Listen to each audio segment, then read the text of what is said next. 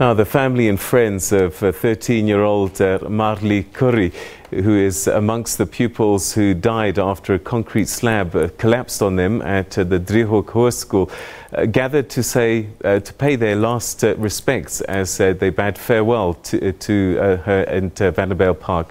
Currie and two other learners died instantly, whilst another succumbed to his injuries whilst in ICU on Sunday.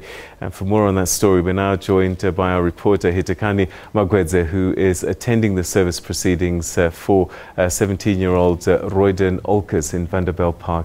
Hitekani, thanks very much indeed. It must be a very sad and somber occasion there.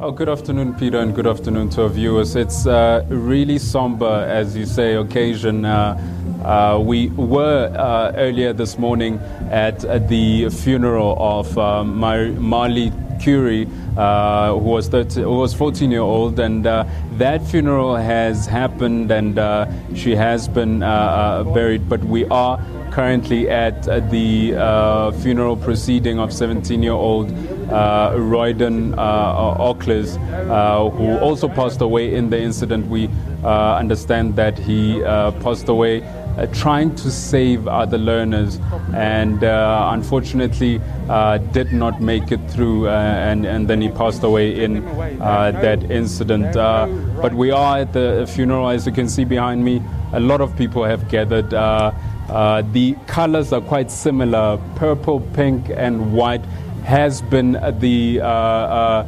code of the day, the theme of the day rather. A lot of people even earlier bringing balloons at Currie's funeral that were purple, pink and white, of course honoring the learners who did pass away in that incident. Peter. So I would imagine that most of the people there are friends and family, but a lot of fellow school pupils. There are a lot of school people, as you can see, and during the week that has built up to today, of course, we've seen a lot of people going to the school, laying wreaths, laying messages of support to the family and friends of the deceased. And we've also seen a lot of learners from other schools in and around the area coming to pay their respect and homage to we have a situation going on right now. I understand the tempers are flaring and people don't want us to be filming here.